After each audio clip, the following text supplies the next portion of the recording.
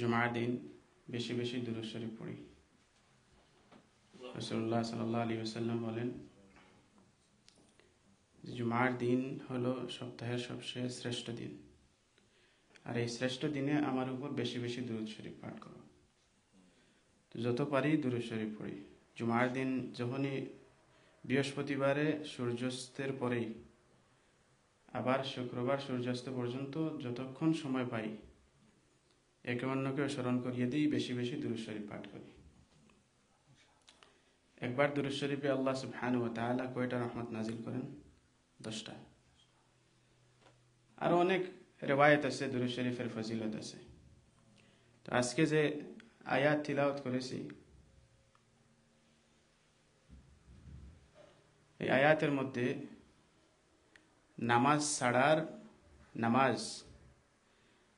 ছাড়ার যে ভয়াবহতা সেটা নিয়ে আলোচনা হয়েছে। একজন মানুষ ঈমান আনার পরে উত্তম ইবাদত হইল নামাজ। সবচেয়ে উত্তম ইবাদত হইল নামাজ।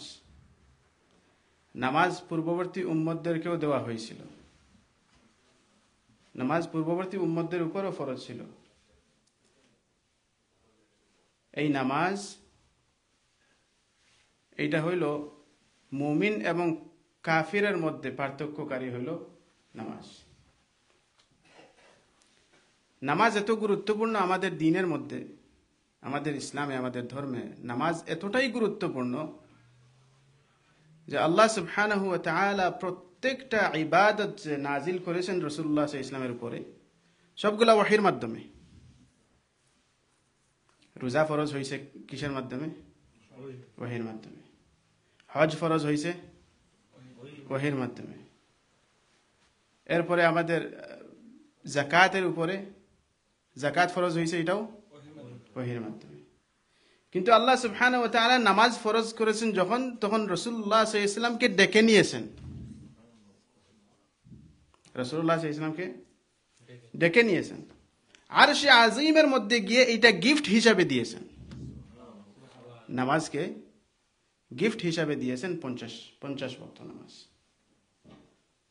আমরা সবাই ঘটনা জানি। হযরত মুসা আলাইহিস সালাতু ওয়াস সালামের সাথে যখন আবার দেখা হইল, তখন মুসা আলাইহিস সালাতু ওয়াস সালাম বলার কারণে আল্লাহ সুবহানাহু ওয়া তাআলার নিকট রিকোয়েস্ট করতে করতে 50 থেকে 5-এ চলে আসছে। কিন্তু আল্লাহ সুবহানাহু ওয়া তাআলা বলেন, হিয়া খামসুন ওয়া হিয়া খামসিন, 5 নামাজ পড়বা কিন্তু সওয়াব পাবা কত ওয়াক্তের? 50 ওয়াক্তের। কারণ আল্লাহ সুবহানাহু ওয়া তাআলা তিরমিজির হাদিসের মধ্যে আসছে, আল্লাহ সুবহানাহু ওয়া তাআলা বলেন যে আমি যে কথা বলি সেই কথার কোনো পরিবর্তন হয় না। 50 ওয়াক্ত বলছি, 5 ওয়াক্ত পড়বেন কিন্তু 50 ওয়াক্তের সওয়াব পাবেন। তো এটা দেখেন কত বড় একটা ইবাদত।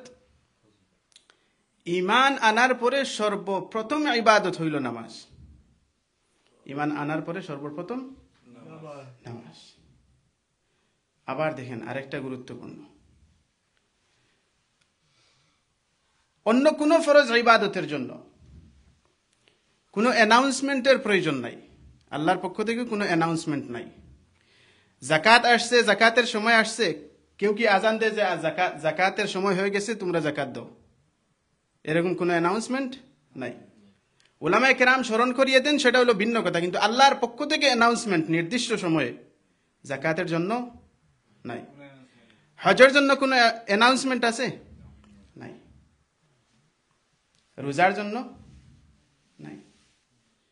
কিন্তু আল্লাহ সুবহানাহু ওয়া তাআলা প্রতিদিন 5 মর্তবা 5 বার নামাজের জন্য অ্যানাউন্সমেন্ট। এটা আল্লাহর পক্ষ থেকে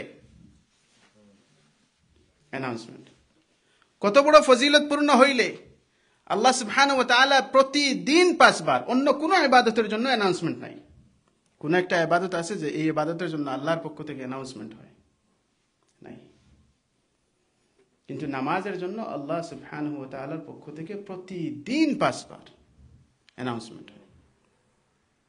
আবার অ্যানাউন্সমেন্ট এইটাও না যে নামাজের সময় হয়ে গেছে, নামাজে চলে আসো, এইটাও না। এর আগে কিন্তু ভূমিকা আছে। কারণ নামাজে আসতে শয়তান বাধা দেয়। তো মুমিনদেরকে স্মরণ করিয়ে দেওয়ার জন্য আল্লাহ সুবহানাহু ওয়া তাআলা আজানের মধ্যে যেই ভূমিকা টেনেছেন, আল্লাহু আকবার, আল্লাহু আকবার, তুমি যা বড় মনে করতেছো, তোমার চোখে যা দেখো এবং না দেখো, সবচেয়ে বড় হলেন কে? আল্লাহ সুবহানাহু ওয়া তাআলা, যিনি তোমাকে সৃষ্টি করেছেন, যিনি তোমাকে লালিত পালিত করেছেন। তোমার মায়ের পেট থেকে বের হওয়ার পরেও তিনি লালিত পালিত করেছেন।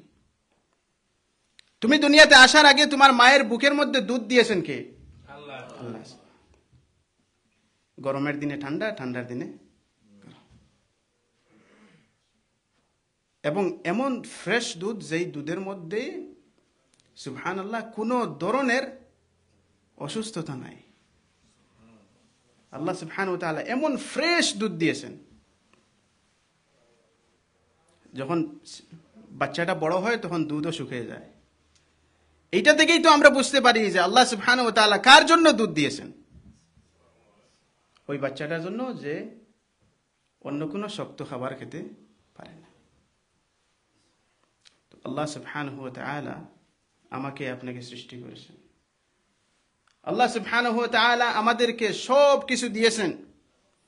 যা কিছু নিয়ামত আমরা উপভোগ করি এবং আমরা দেখি কিংবা না দেখি, সমস্ত নিয়ামত কার দেওয়া? আল্লাহ সুবহানাহু ওয়া তাআলা। তো এই জন্য আল্লাহ সুবহানাহু ওয়া তাআলা বারবার স্মরণ করিয়ে দেন, আল্লাহু আকবার, আল্লাহু আকবার, আশহাদু আল্লা ইলাহা ইল্লাল্লাহ।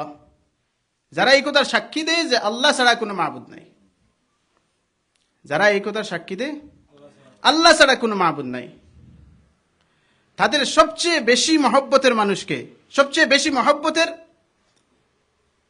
কে? আল্লাহ সুবহানাহু, আশাদ্দু হুব্বাল লিল্লাহ। মুমিনদের সবচেয়ে বেশি মহব্বতের হলেন কে? আল্লাহ সুবহানাহু ওয়া তাআলা। সবচেয়ে বেশি মহব্বতের হলেন আল্লাহ সুবহানাহু ওয়া তাআলা। তো আপনি সাক্ষী দিচ্ছেন যে আল্লাহ ছাড়া কোনো মাহবুদ নাই, এটা মুয়াজ্জিন স্মরণ করিয়ে দেন।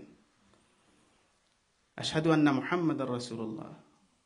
অন্য মানুষ যারা আছেন, অনেকে বলেন যে I believe in God, they believe in God, তারা আল্লাহর উপর কি বিশ্বাস রাখে। কিন্তু এইটা স্পেসিফিক ভাবে এই দাওয়াতটা মুসলমানদেরকে দেওয়া হচ্ছে, আশহাদু আন্না মুহাম্মাদার। যারা বিশ্বাস করেন যে মুহাম্মাদুর রাসূলুল্লাহ সাল্লাল্লাহু আলাইহি ওয়াসাল্লামের উম্মত, তাদেরকে এই দাওয়াতটা দেওয়া হচ্ছে, তাদেরকে এটা স্মরণ করিয়ে দেওয়া হচ্ছে। এরপরে আসে হাইয়া আলাস সালাহ, নামাজের দিকে আসো। এবং নামাজের দিকে আসো, নামাজের দিকে আসো যখন ডাক দেওয়া হয়, তখন ফজরের নামাজ, তখন কোন সময়? ঘুমের সময়, ঘুমে আছেন। আবার জোহরের সময়, এটা হলো বিজনেসের সময়, জবের মধ্যে আছেন।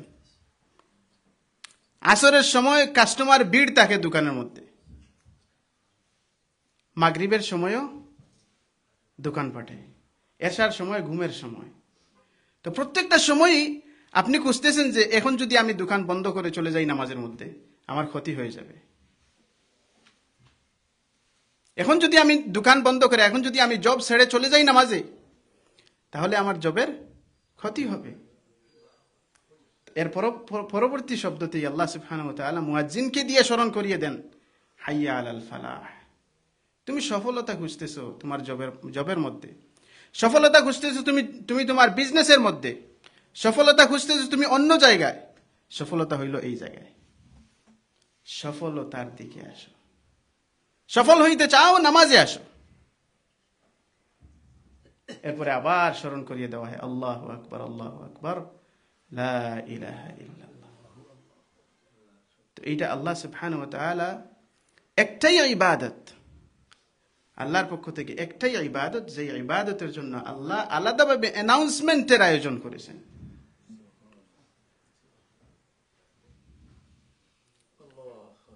জাহান্নামীরা যখন জাহান্নামে যাবে, তখন তাদেরকে জিজ্ঞাসা করা হবে, মা সালাকাকুম ফি সাকার।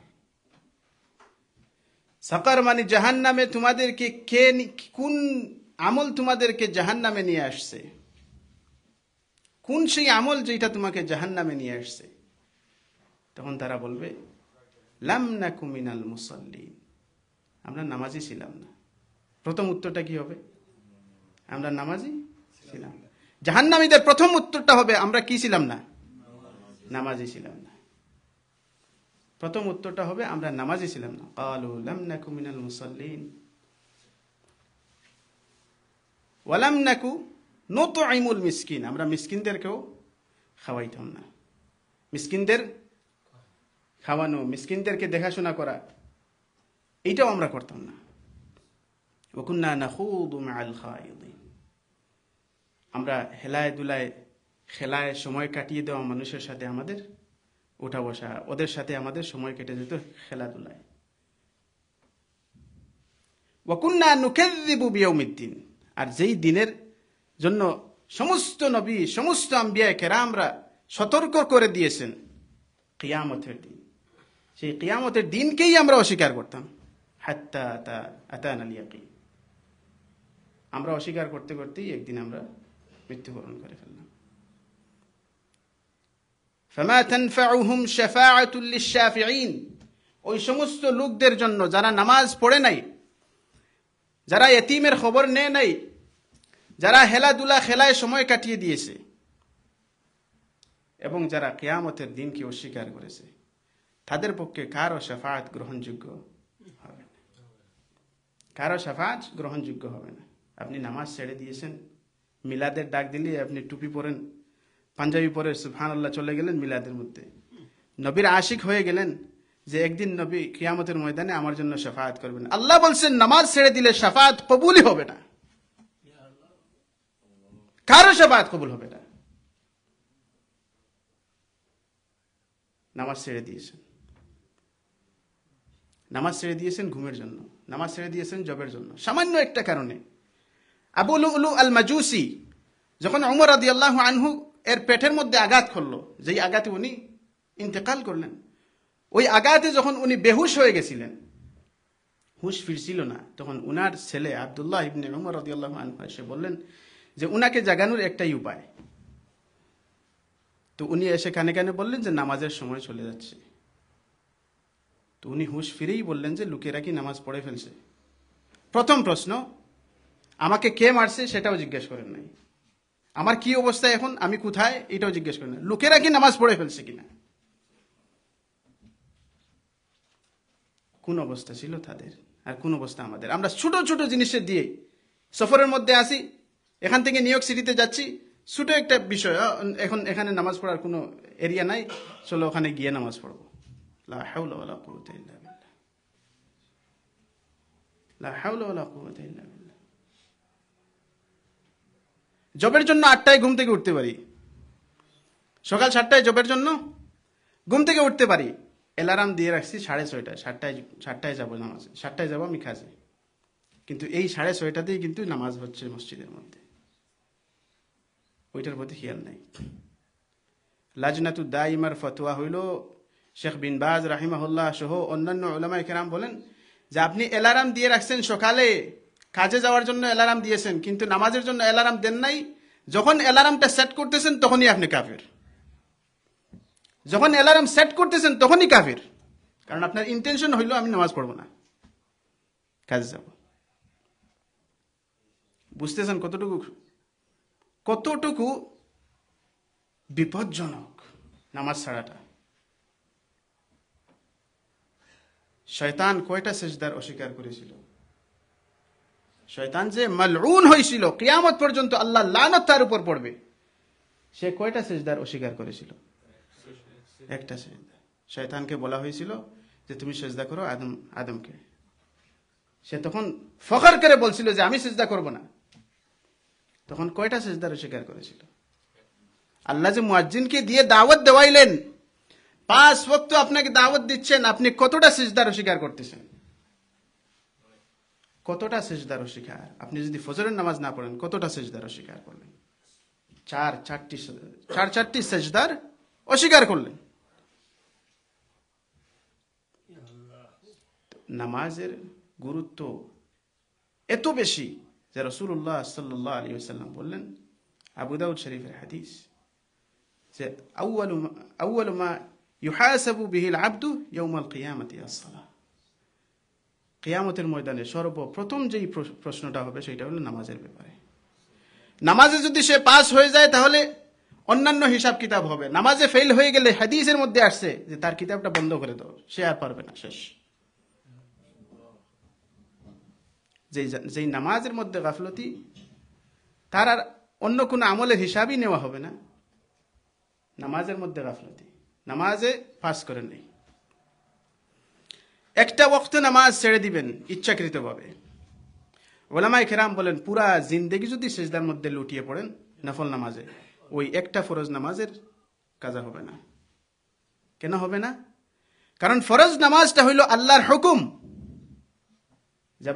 যেভাবে ইবলিসকে আল্লাহ সুবহানাহু ওয়া তাআলা হুকুম দিয়েছিলেন, আর সে হুকুমের উল্টোটা করেছিল, সে হুকুম পালন করে নাই, ঠিক তেমনি ভাবে আমরা ফরজ নামাজ যেটা আমরা ছেড়ে দিই, সেটা হলো আল্লাহর হুকুম। এখন সময় আসছে সিজদার, এখন সিজদা দিতেই হবে। এখন সময় আসছে সিজদার, এখন সিজদা দিতেই হবে। আর যখন আপনি নফল নামাজ পড়েন, তখন আল্লাহর পক্ষ থেকে এটা অর্ডার না, এটা আপনার ইচ্ছা মতো পড়তেছেন। আপনি পড়লেও পারেন, না পড়লেও পারেন, কোনো সমস্যা নেই। তো যখন অপশনাল কোনো জিনিস দিয়ে ফরজের আদায় হবে না, ফরজের মোকাবেলায় অপশনাল জিনিস কাজ হয় না, আপনি পুরা জিন্দগি নফল নামাজ পড়তে পড়তে একদম কপালের মধ্যে দাগ ফেলে দিয়েছেন, কিন্তু ফরজ নামাজটা আপনি ছেড়ে দিয়েছেন। অনেকে বলেন আল্লাহ গফুরুর রহিম, আল্লাহ মাফ করে দিবেন, আল্লাহ মাফ করে দিবেন। আল্লাহ মাফ করবেন না বিদায়ী তো 5 ওয়াক্ত মুয়াজ্জিনকে দিয়া স্মরণ করাইয়া দেন। অন্য কোনো ইবাদতে কিন্তু স্মরণ নাই, অন্য কোনো ইবাদতে স্মরণ নাই। এই জিনিসটা মাথায় রাখবেন। আমাদের জিন্দগিতে আল্লাহর পক্ষ থেকে হুকুমকৃত কোনো ইবাদতে অ্যানাউন্সমেন্ট নাই, একমাত্র নামাজ ছাড়া। আরেকটা গুরুত্বপূর্ণ বিষয়টা বলছিলাম যে আল্লাহ সুবহানাহু ওয়া তাআলা প্রত্যেকটা ইবাদত আল্লাহ সুবহানাহু ওয়া তাআলা ওহীর মাধ্যমে নবীকে জানিয়ে দিয়েছেন। নামাজের বেলায় নবীকে ডেকে নিয়েছেন। তো নামাজ হইল এতটাই গুরুত্বপূর্ণ। একটা হাদিসের মধ্যে আসছে, রাসূলুল্লাহ সাল্লাল্লাহু আলাইহি ওয়াসাল্লাম বলেন যে যারা ঘরের মধ্যে নামাজ পড়ে, যারা ঘরে নামাজ পড়ে, রাসূল সাল্লাল্লাহু আলাইহি ওয়াসাল্লাম বলেন যে আমার ইচ্ছা হয় ওই ঘরগুলো জ্বালিয়ে দেওয়ার, কিন্তু জ্বালিয়ে দেই না একটাই কারণ, সেখানে মহিলা থাকে, বাচ্চারা থাকে। মহিলা আর বাচ্চারা যদি না থাকতো ওই ঘরগুলো কি হইতো? জ্বালিয়ে দেওয়া হইতো। বলেন নাই যে নামাজ পড়ে নাই, বলছেন কি যে মসজিদে এসে নামাজ না পড়ে, যে মসজিদে এসে নামাজ না পড়ে তার ঘরগুলো কি করা? জ্বালিয়ে দেওয়ার ইচ্ছা হয়। এখন বলেন যে মসজিদে এসে জামাতে নামাজ না পড়ার কারণে যদি এত বড় শাস্তি দুনিয়াতেই হয়, যে নামাজ একদমই পড়লো না, তার শাস্তি কি হবে? ইমাম আহমদ ইবনে হাম্বল রাহিমাহুল্লাহ বলেন যে আপনি ইচ্ছা করে কিংবা অনিচ্ছা করে আপনি সজাগ আছেন ঘুমের মধ্যে, ইন্নাল্লাহ তাজাওয়াজা আন উম্মতি, আমার উম্মতের পক্ষ থেকে আল্লাহ সুবহানাহু ওয়া তাআলা কলম উঠিয়ে নিয়েছেন তিনটা কারণে। একটা হলো যখন সে ভুলে যায় ঘুমের মধ্যে থাকে, আর যখন তাকে জবরদস্তি কোনো কিছু করানো হয়। তো এই ব্যাপারে আল্লাহ সুবহানাহু ওয়া তাআলা, ইমাম আহমদ ইবনে হাম্বল রাহিমাহুল্লাহ বলেন যে ঘুমের মধ্যে ছিল না, কিন্তু সে সজাগ ছিল, ইচ্ছা করে হোক কিংবা অনিচ্ছা করে হোক নামাজ ছেড়ে দিয়েছে, সাথে সাথে কাফের, তার সাথে ইসলামের কোনো সম্পর্ক নাই। ইমাম শাফিঈ রাহিমাহুল্লাহ বলেন যে সে কাফির হবে না, কিন্তু ওয়াজিবুল কতল, তাকে কতল করা ওয়াজিব। সে মুসলমানের এরিয়াতে থাকবে, নামাজ পড়বে না, তাকে কতল করা কি ওয়াজিব। হানাফিদের মধ্যে আছে যে ইচ্ছা করে নামাজ ছেড়ে দেয়, তাকে জেলে বন্দী করে রাখা, আনটিল সে তওবা করে নামাজি হওয়া পর্যন্ত সে জেলের মধ্যে বন্দিত হবে, তার কোনো অধিকার নাই জমিনের মধ্যে ফ্রি হিসাবে চলাফেরা করার। তো কত বড় গুরুত্বপূর্ণ নামাজ, কিন্তু নামাজের ব্যাপারে আমাদের সবচেয়ে বেশি গাফলতি। যদি গাফলতি না হইতো, জুমার নামাজে মসজিদটা ভরে, কিন্তু ফজরের নামাজে কেন 3-4 জন? এটার কারণটা কি? ফজরের নামাজে 3-4 জন, যদি এটা আমরা ধরে নেই যে কাজে চলে যায় অনেকে, আর্লি কাজে চলে যায়, কিন্তু যখন নামাজটা হয় 4:30টার সময়, ফজরের নামাজ যখন 4:30টায় হয়, তখন কোথায় মুসল্লিরা? তখন মানুষ কোথায়? তখন তো আর কাজও নাই, ঘুমও নাই, তখন ঘুমাইতেছেন, নামাজ পড়তেছেন না। স্পেসিফিকলি আল্লাহ সুবহানাহু ওয়া তাআলা মুয়াজ্জিনকে দিয়ে ফজরের সময় বলিয়ে দেন, আসসালাতু খায়রুম মিনান নাওম, আসসালাতু খায়রুম মিনান নাওম, নামাজ হইল ঘুম থেকে উত্তম। এক সাহাবী রাসূলুল্লাহ সাল্লাল্লাহু আলাইহি ওয়াসাল্লামের নিকট আসলেন যে, ইয়া রাসূলুল্লাহ, আমি অন্ধ, আমাকে ঘর থেকে মসজিদের মধ্যে নিয়ে আসার কেউ নাই, আমি কি ঘরের মধ্যে নামাজ পড়তে পারবো? রাসূলুল্লাহ সাল্লাল্লাহু আলাইহি ওয়াসাল্লাম বলেন, হাল তাসমাউন নিদা, তুমি কি আজান শুনতে পাও কিনা? তখন উনি বলছেন যে, ইয়া রাসূলুল্লাহ, আমি আজান শুনতে পাই। বললেন, তাহলে ঘরে নামাজ পড়তে পারবে না, তাহলে ঘরে নামাজ পড়তে পারবেন না। কোন সাহাবীকে বলছেন? অন্ধ সাহাবী। ওই সাহাবী কে ছিলেন? অন্ধ সাহাবী, যিনি চোখে দেখে না, ফজরের সময় অন্ধকার থাকে, কিন্তু আপনি আজান শুনছেন, মসজিদে আসতেই হবে। আজান শুনছে, আপনি মসজিদে আসতেই হবে। আসরের সময় আমরা বিভিন্ন খেলাধুলায় ব্যস্ত থাকি, বিভিন্ন মার্কেটে চলে যাই, আমাদের যাদের বিজনেস আছে ওই সময়টা খুব ভিড় থাকে দোকানের মধ্যে। রাসূলুল্লাহ সাল্লাল্লাহু আলাইহি ওয়াসাল্লাম বলেন যে আসরের নামাজটা মিস করলো, তার জন্য ঘর এবং তার সন্তানাদি, তার মাল সবকিছু যেন ধ্বংস হয়ে গেল। রাসূলুল্লাহ সাল্লাল্লাহু আলাইহি ওয়াসাল্লাম এটা বুঝাইতে চাইতেছেন, তোমার ঘর, তোমার বিবি বাচ্চা, তোমার মাল সমস্ত ধ্বংস হয়ে গেলে তুমি যেই রকম নিঃস্ব হয়ে যাইতা, ঠিক তেমনি ভাবে এক ওয়াক্ত আসরের নামাজ ছেড়ে দিছো, তুমি সেই রকম নিঃস্ব হয়ে গেছো। তোমার মতো নিঃস্ব এই পৃথিবীতে আর কেউ নেই। রাসূলুল্লাহ সাল্লাল্লাহু আলাইহি ওয়াসাল্লাম বলেন, এই জন্য শুধু নামাজের গুরুত্ব এবং মসজিদে এসেও মসজিদে এসে নামাজের গুরুত্ব আল্লাহ সুবহানাহু ওয়া তাআলা রাসূল সাল্লাল্লাহু আলাইহি ওয়াসাল্লামের মাধ্যমে জানিয়ে দিয়েছেন। ঘরের মধ্যে নামাজ পড়বেন, ঠিক আছে, যেখানেই থাকেন সেখানেই নামাজ। এটা না যে মসজিদে এসে নামাজ পড়লে 27%, 25, 27%, আরো বেশি গুণ বেশি, আর আল্লাহ সুবহানাহু ওয়া তাআলা বাড়িয়ে দিবেন সওয়াব।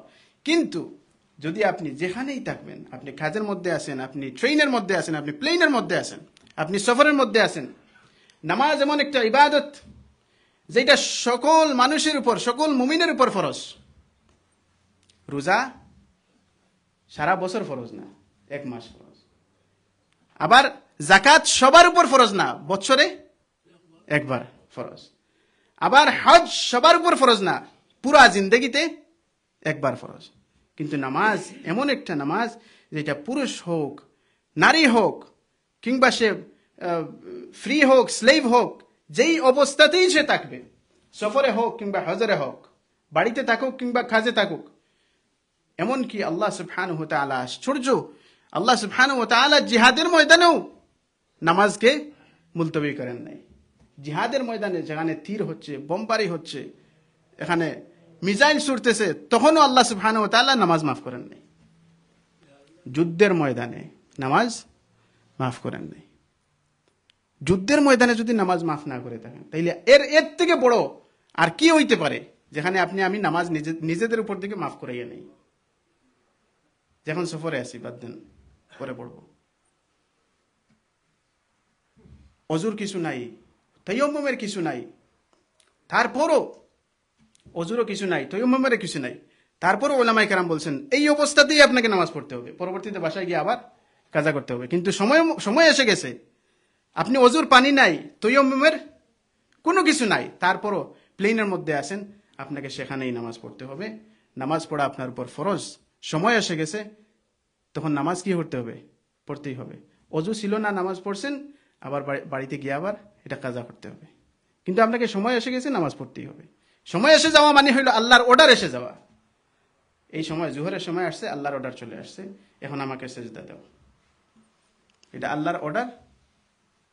আল্লাহ স্মরণ করাইয়াও দেন, আর সময়ও বলে দিচ্ছেন যে এই সময় এসেছে সেজদা দেওয়ার, সেজদা দিতেই হবে, আপনি যেই হালতেই থাকেন, আনটিল আপনার হুশ থাকা পর্যন্ত।